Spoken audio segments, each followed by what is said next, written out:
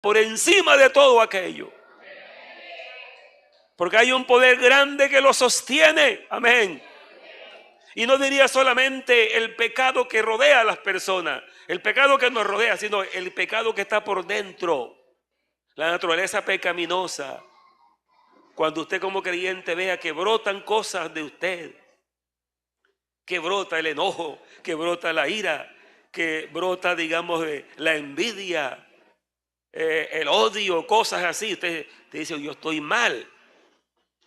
Pero inmediatamente que se sienta con una de esas tentaciones y usted es un cristiano o una cristiana, usted tiene que acordarse de alguien que murió por usted, que fue el que lo salvó en la cruz. Ese es el remedio. Yo les aseguro que nadie que reconozca, porque yo creo que la problemática está en que la persona no reconozca su propia condición. Eso sí, no hay remedio. ¿Por qué digo que no hay remedio? Porque para poder recibir el perdón del Señor y recibir el poder de Él, para que uno sea salvo, o sea libre del mal, uno tiene que tener su propia acción, porque Dios no opera escogiendo a alguien así solamente sin que Él piense nada ni crea nada. No, el método de Dios es: el que creyere y fuere bautizado será salvo. Y la palabra creer no es un instante, creer cualquier cosa o creer en una sola parte. Creer es toda una vida. No hay varias fe como algunos han dicho. La fe salvadora, la fe histórica, la fe ética, un poco de fe que han inventado. La fe es la fe, no hay más. Lo que pasa es que esa misma fe que me sirvió para yo creer y salvarme es la misma que me ha sostenido más de 50 años en la vida cristiana.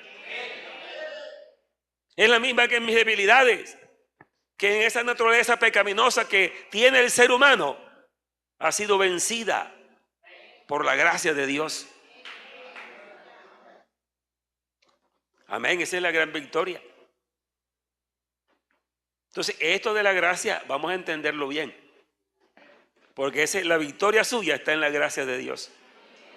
Pero es que yo no sé qué me pasa, es que yo sí lucho, es que yo quisiera, pero no puedo. No has entendido todavía la gracia. El día que la entiendes y te entregues a Cristo, verás cómo el poder de Dios te libera. Amén. La vida cristiana no se vive por esfuerzos humanos. Claro que dentro de la gracia se puede hacer esfuerzos. O sea, estoy perdido, no tengo ninguna salvación, no he creído en Cristo, entonces yo voy a hacer esfuerzos. No me va a funcionar con esfuerzos. Tengo que creer, no esforzarme, sino creer. Pero cuando ya estoy en la gracia, cuando estoy ya en Cristo y ya soy salvo y tengo la gracia, entonces yo me puedo esforzar en la gracia. Amén. Eso dice el apóstol Pablo. Me puedo esforzar en la gracia. Dice el diccionario que la palabra esforzarse, dice acción enérgica del cuerpo o del espíritu para lograr algo. Acción enérgica del cuerpo o del espíritu para lograr algo. Así que cuando el apóstol Pablo dice despojados del viejo hombre, eso es un esfuerzo, pero un esfuerzo en la gracia. Porque si alguien lo quiere hacer fuera de la gracia, no le va a funcionar. Pero cuando usted se esfuerza en la gracia, a ver, ¿cómo sería esforzarse en la gracia?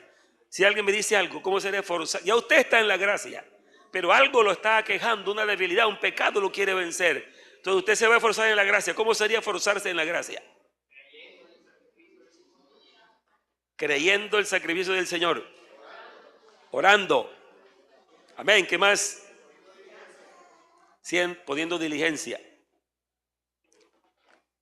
Bueno, si estoy bajo la gracia y el pecado me quiere vencer con algo, entonces el esfuerzo que hago yo, ustedes lo han dicho bien.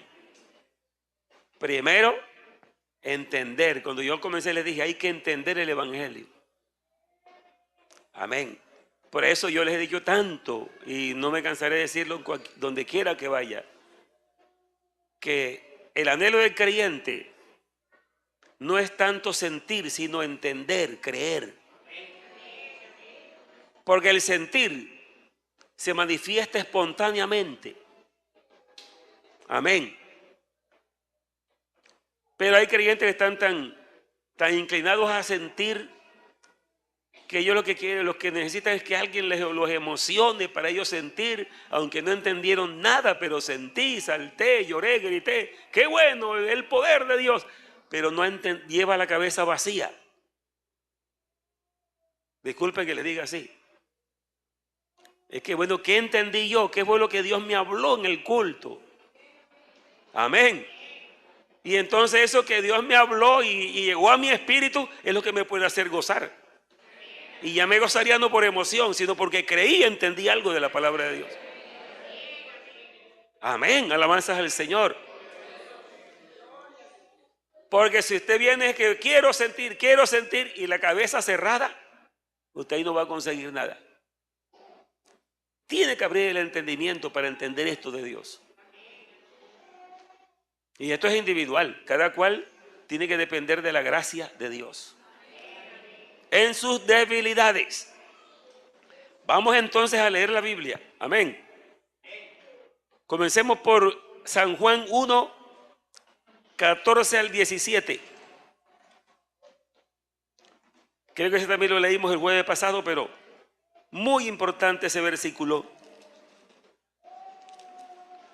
Y yo quisiera que de pronto, si alguien tiene una pregunta, yo le permitiría la pregunta aquí en el culto. Hermano, explíqueme esto que no lo he entendido. Yo se lo explico en cuanto a esto de la gracia.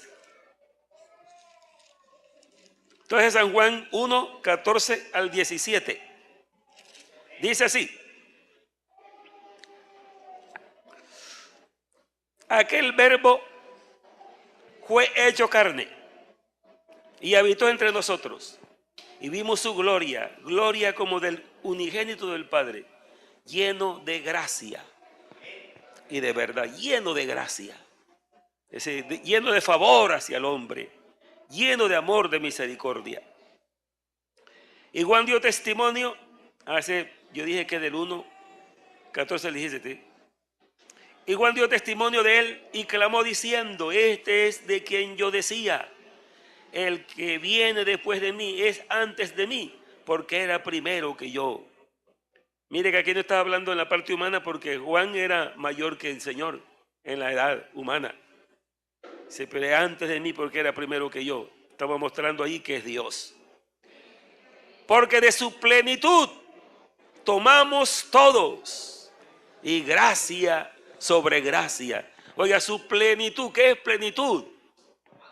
Si todo lo que es algo, de su plenitud tomamos todos, y gracia sobre gracia. Así que cuando usted está como tan débil, tan confundido, ¿qué me pasa? Oiga, hay una fuente de gracia que puedes tomar, llenarte de esa gracia.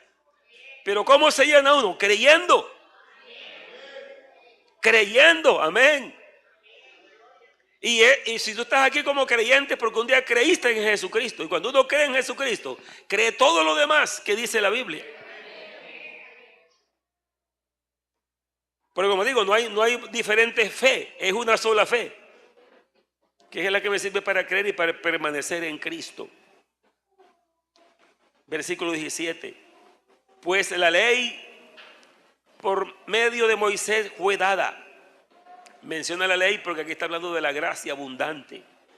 Pues la ley por medio de Moisés fue dada, pero la gracia y la verdad vinieron por medio de Jesucristo, la gracia y la verdad. Amén, alabanzas al nombre del Señor. Y hablando de la debilidad humana y que tenemos en el Señor el refugio, y voy a decir esto: las tentaciones que hay de cualquier clase que haya, las que más abundan son las tentaciones en cuanto al sexo. El hombre cristiano tiene que guardarse de ir a caer en un pecado de fornicación o de adulterio. La mujer cristiana tiene que guardarse. Entonces yo le digo a los jóvenes,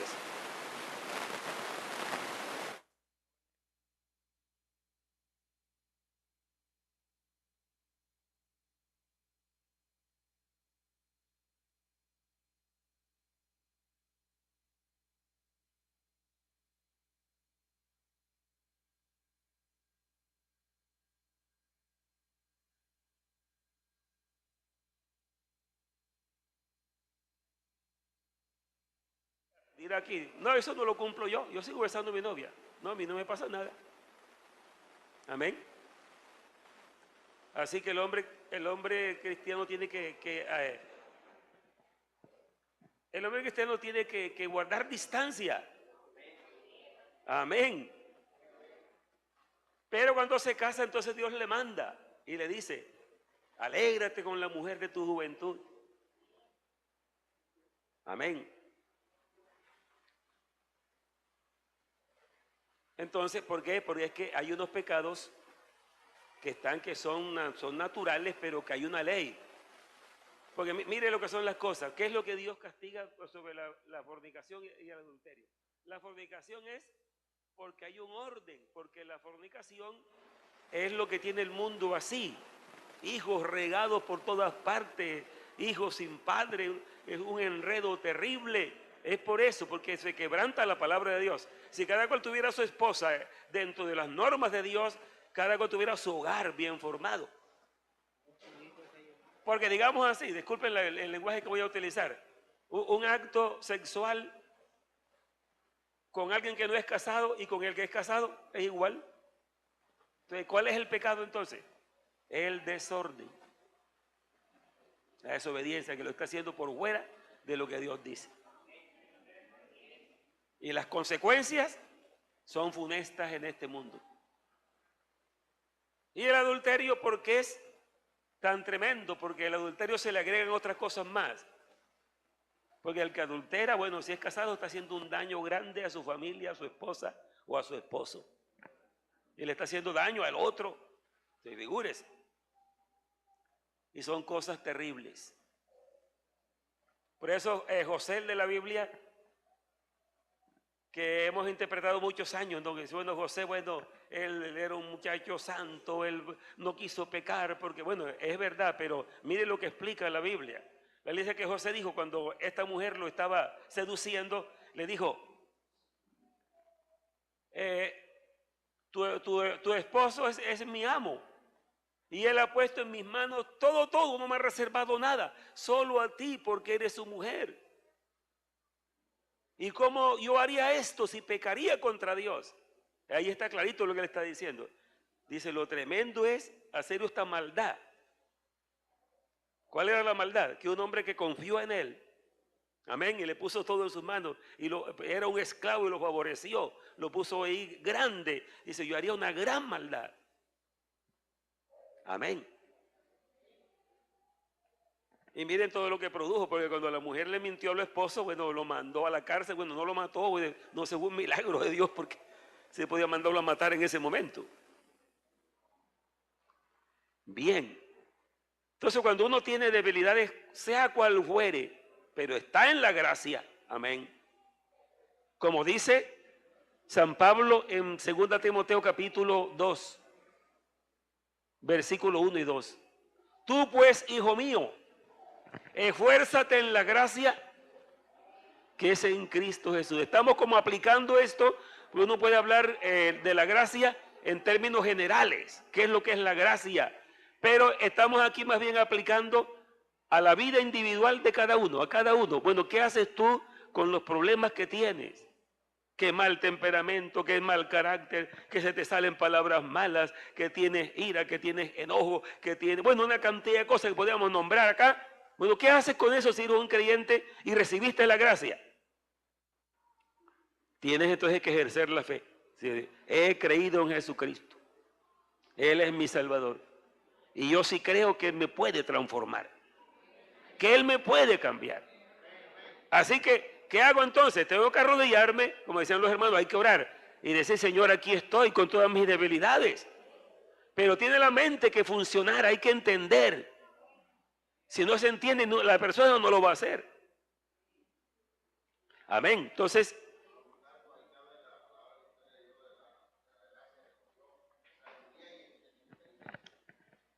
ahí está.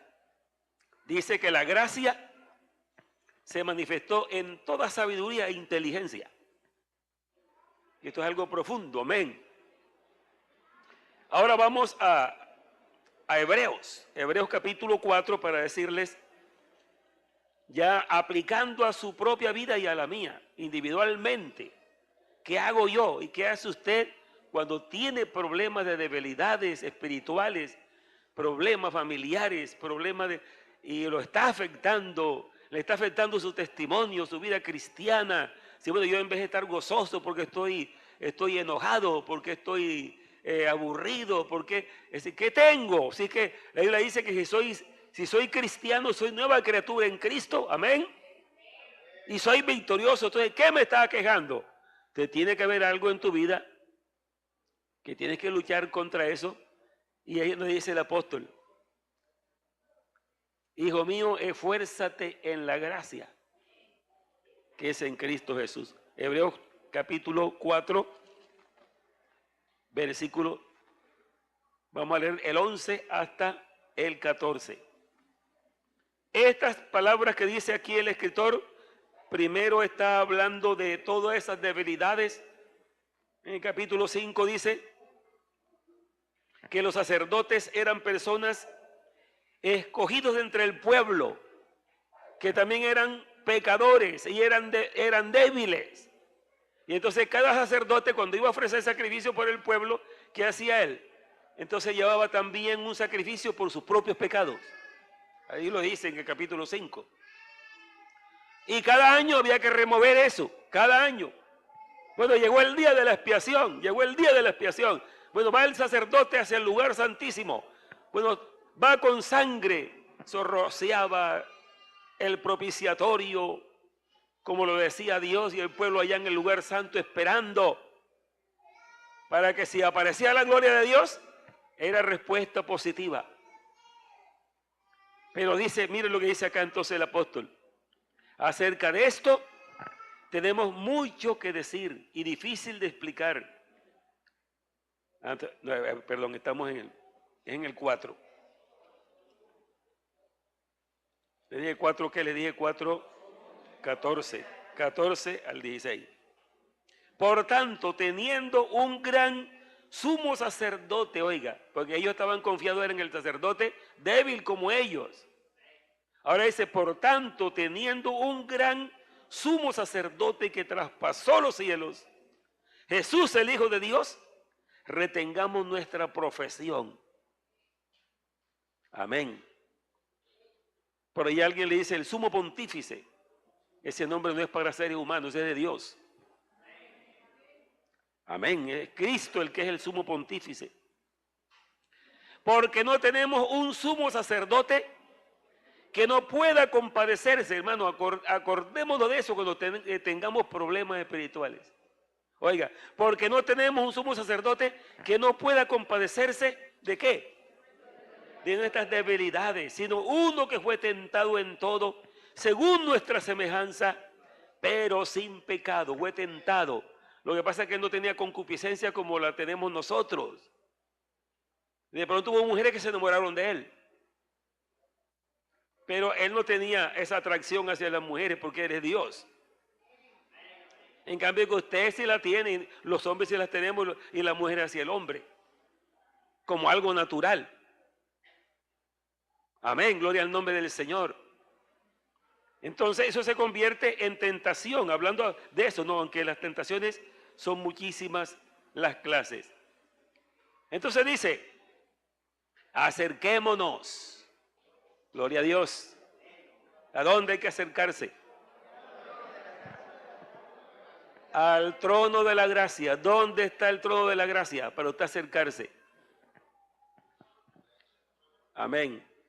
Es decir, el trono de la gracia es el evangelio mismo. Sí, el evangelio es la gracia de Dios y yo estoy en el evangelio. Y yo confío que Cristo es mi sumo sacerdote, está en el cielo. Sabe todo lo que yo sufro, todos los problemas que tenga. Entonces yo me acerco andando por la calle. Puedo orar caminando, amén. Donde quiera que ore y tenga la confianza, está ante el trono de la gracia. Pero mire cómo tenemos que acercarnos. Acerquémonos pues confiadamente. Quiere decir creyendo confiadamente. ¿Qué más? El trono de la gracia, bendito el nombre del Señor, para alcanzar misericordia y hallar gracia para el oportuno socorro. Misericordia, alcanzar misericordia y hallar gracia. Porque la misericordia se alcanza y la gracia se halla. Porque la misericordia es Dios suspende el castigo que la persona se merece. No le da lo que se merece. ¿Qué se merece? El castigo. Dios le suspende el castigo, esa es la misericordia. Pero la gracia es todo lo contrario. La gracia es que Dios le da lo que él no merece. Amén. Le da la salvación sin que él haya hecho nada, solo por creer. Amén. Le da la salvación. Bendito el Señor. Bueno, esto si uno lo cree, por eso digo, abra su entendimiento. Ábralo y entienda estas cosas para que usted sea un cristiano feliz, un cristiano firme, que nadie lo va a poder mover. Amén, gloria al Señor, porque esto hay que creer. Amén, alabanzas al Señor. Por ejemplo, tenemos en Santiago capítulo 4, Santiago capítulo 4, ahí después de Hebreo sigue. Dice en el versículo 6 de Santiago 4, pero Él da mayor gracia. Por esto dice, Dios resiste a los soberbios y da gracia a los humildes. Oiga, hermano, hay que ser humilde para recibir la gracia. Que ya esta gracia no sería gracia para salvarse, es alguien que es salvo, pero que entonces no es humilde y anda muy, ¿cómo se dice? Enaltecido, arrogancia, como dicen algunos creyentes. Es que eso no lo soporto yo, nunca lo soportaré, y me la paga el que me la hace. Entonces una persona así, la Biblia dice lo contrario, si te humillas, amén, dice, Él da mayor gracia. Porque en el versículo 5 dice, ¿o pensáis que la Escritura dice en vano? El Espíritu que Él ha hecho morar en nosotros nos anhela ardientemente. Oiga, bonito esto, amén. Nos anhela ardientemente, es el Espíritu Santo cuando estás tú ofuscado y estás triste o estás muy disgustado y ya estás hablando un poco de palabras y quejas, dice que Él te anhela celosamente. Dice, ojalá me buscara, aquí estoy. Soy el consolador para fortalecerte. Amén. Para darte fuerza. Dice, nos anhela ardientemente, pero Él no se mete en la voluntad de uno. Es que esa es la dificultad. Porque Dios no va a obligar a nadie. Dios se alegra cuando alguien dice, Señor, aquí estoy. Creo en ti, te seguiré. Confiando en tu gracia. Amén, bendito el Señor. Entonces, el esfuerzo que tenemos dentro de la gracia, el esfuerzo es tomar diligencia. Amén. Yo les aseguro, y siempre se lo repetiré y se lo repito siempre, alguien que lee su Biblia, aunque sea cortico porque no tiene mucho tiempo, un versículo que lea, va corriendo para el trabajo, voy a leer aquí. O a veces uno acostumbra decir, bueno, voy a leerme los salmos, voy a leerme un salmo todos los días. Cuando llegue el 119, entonces ya lo leo en 3 días.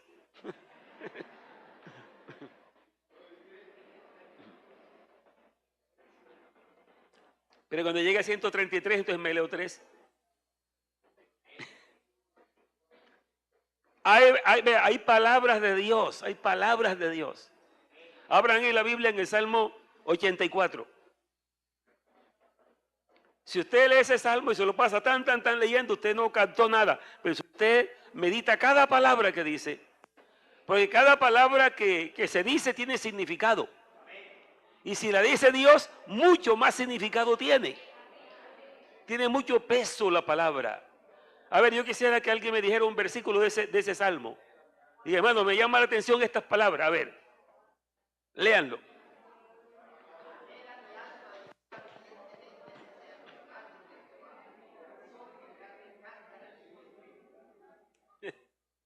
A ver, ¿cuál palabra les llamó la atención allí?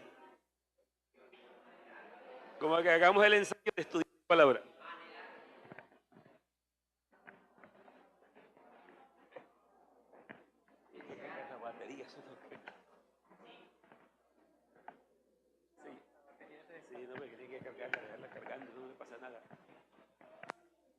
A ver, hermanos.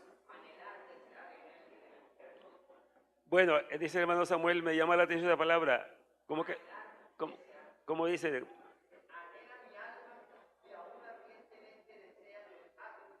Oiga eso, anhela mi alma y aún ardientemente desea. Dice, bueno, yo sí tendré ese deseo. Yo sí tengo ese deseo de estar, entonces, a ver, ¿qué otro versículo? Entonces, uno lee ese versículo y se queda, oiga, esto me está hablando a mí. Ardientemente.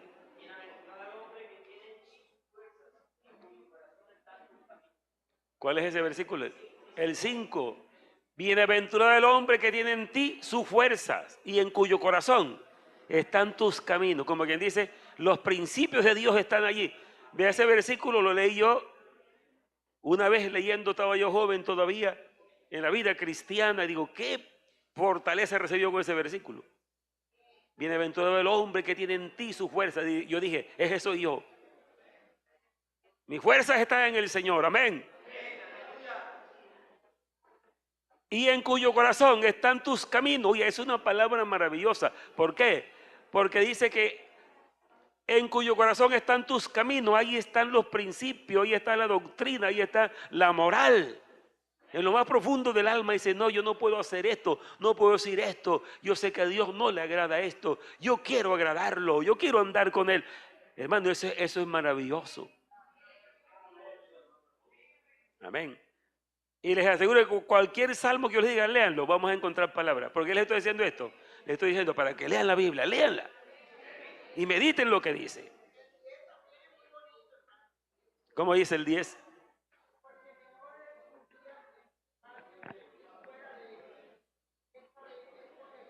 Antes.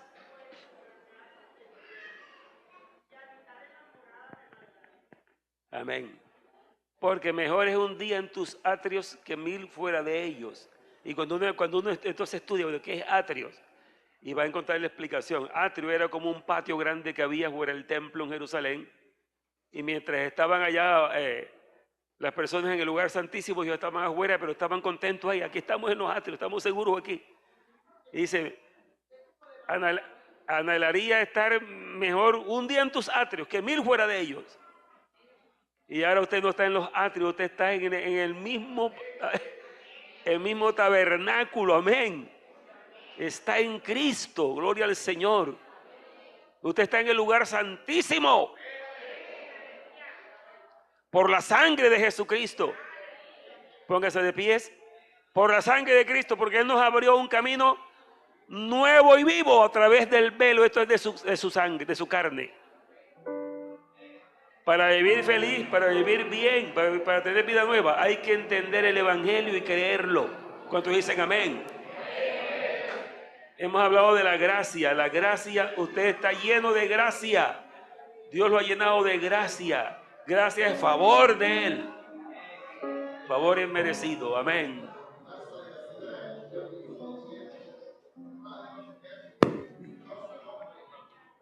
Ese es el cual. Jehová de los ejércitos, dichoso el hombre. La palabra dichoso quiere decir feliz el hombre que en ti confía. Amén. Entonces usted dice, yo soy ese, yo voy a confiar en el Señor. Confío.